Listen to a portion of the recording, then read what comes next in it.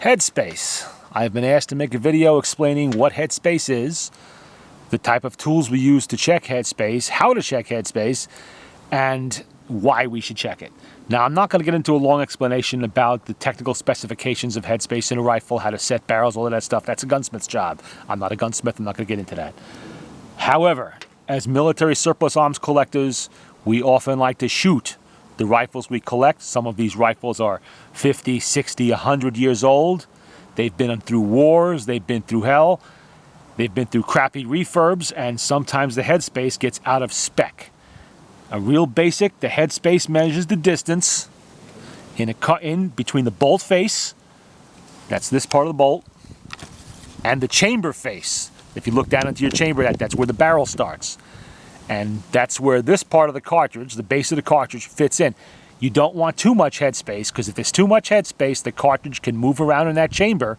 It won't fit in there nice and tight, and when you fire it, you could have a ruptured cartridge situation. Some unprotected part could be sticking out and just blow out, either on the shoulder area or around here, and you can end up with a face full of brass chips, unburned powder, or you could even blow the weapon apart if it's severe enough.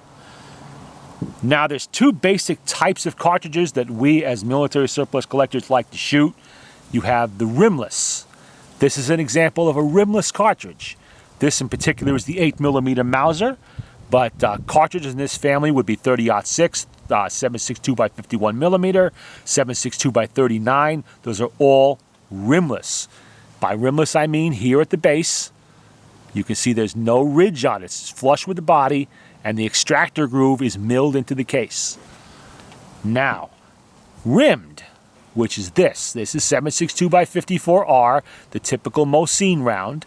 You can see here, we have it, a raised edge around the base. That is a rim around the base of the cartridge. Examples of this are 303 British, 8mm Labelle, 4570 US Springfield. All of those are rimmed cartridges, 30-30. A lot of them, actually. That's got a rim. They each use a different kind of headspace gauge.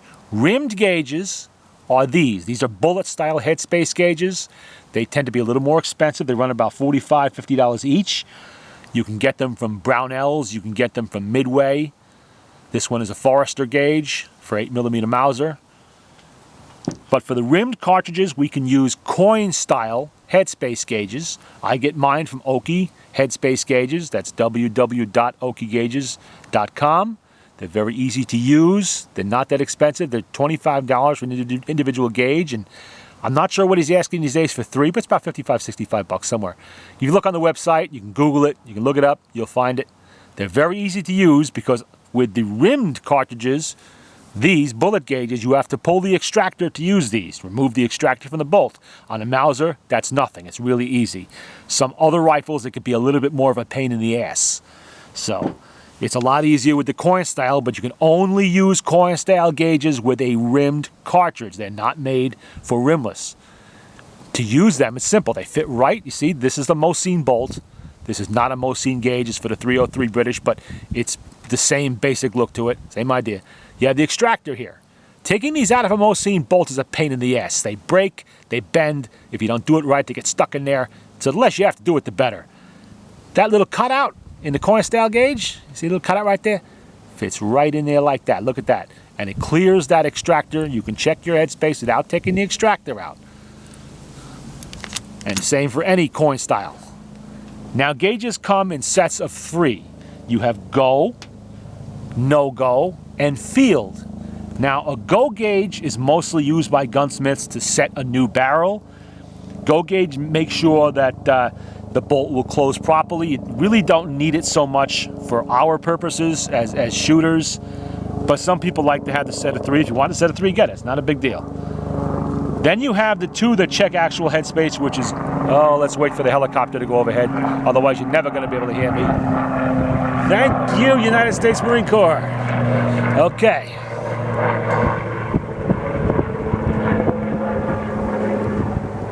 All right, we're good to go. Where was I? No-go and field gauges. All right. I use a no-go gauge when I check headspace. No-go gauge, if it closes on the no-go, not good. You don't want the bolt to close. The bolt will close on a go gauge, that's normal. The bolt should not close on a no-go gauge.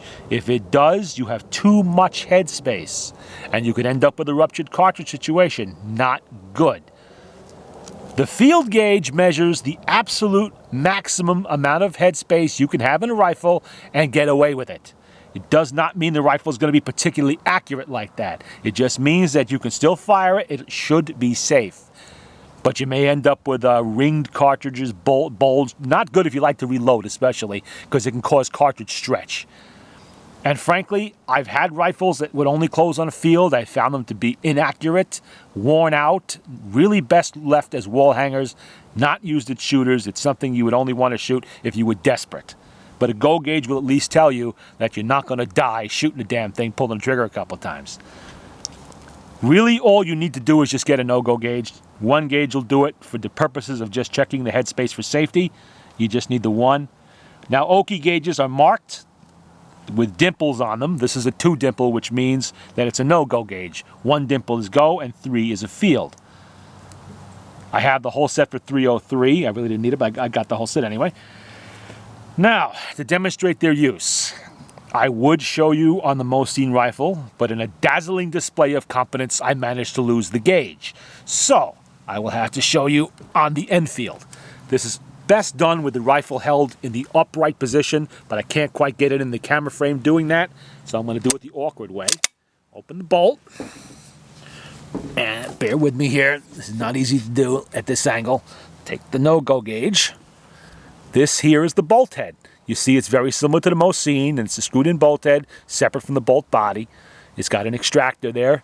You line up the gauge so it goes over that extractor, doesn't get in the way, and just place it right on the bolt head. There you go. See how it's on the bolt head there?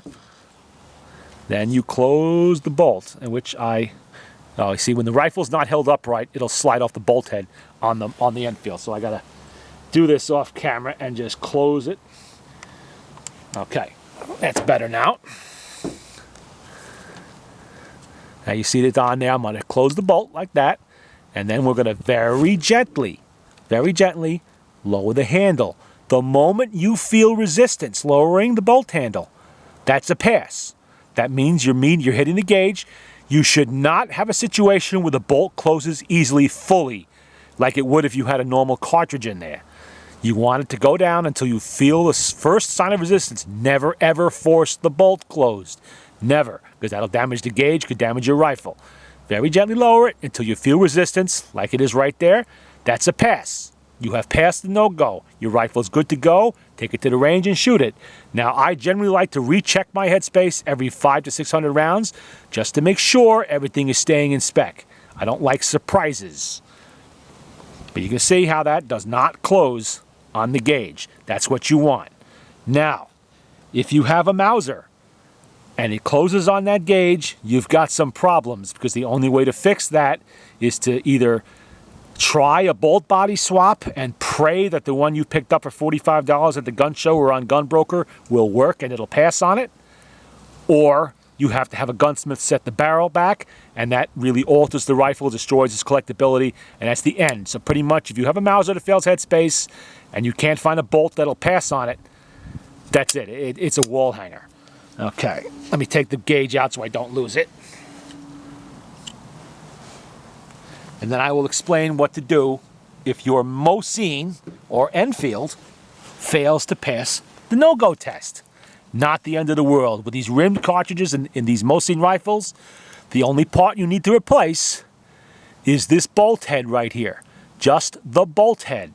It's usually available for about $15 to $25, sometimes with an extractor, sometimes without. From Liberty Tree Collectors, from gunbroker.com, you could pick them up. I usually keep 4 or 5 extras around. Now, I've probably checked the headspace in over 100 Mosin rifles. I've had, I believe, 6 that for various reasons failed to pass. Some spectacularly failed to pass. Felt like there was nothing in there at all when I closed the bolt. I fixed all of them with simple bolt head swaps. That's all. Sometimes all I did was take another Mosin rifle that passed, took the bolt head out, swapped it in, and swapped the other bolt head, and they both passed. Don't ask me why, but they did. There's a lot of variation in these bolt heads. It comes from years and years of production, worn, tooling, communist carelessness, factories scattered all over the world. They all interchange perfectly, but there's just enough out of spec that some bolt heads will pass while others will fail.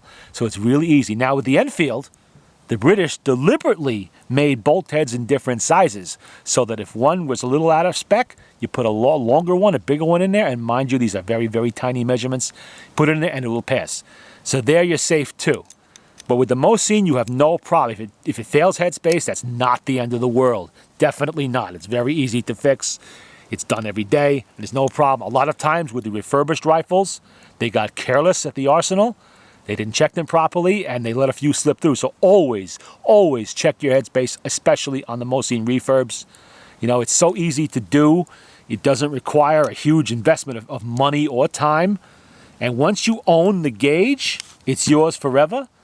You can keep on using it, keep on checking your rifle. Every rifle you get that's new, you can just keep on checking them. And you don't have to pay a gunsmith to do it or take it to a gun shop.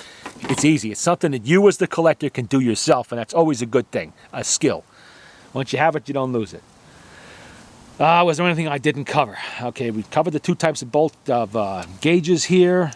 We got it all. A quickie on how to check headspace. Remember, just keep in mind when you check the headspace, if you get the Okie gauges, and I highly recommend Okie gauges for the rimmed cartridges, because they are so easy to use and they are very well made, and they come with a really easy to follow instruction sheet that makes it a cinch to check it. If you don't want to follow the video, you can use the instruction sheet. It'll tell you exactly what I told you.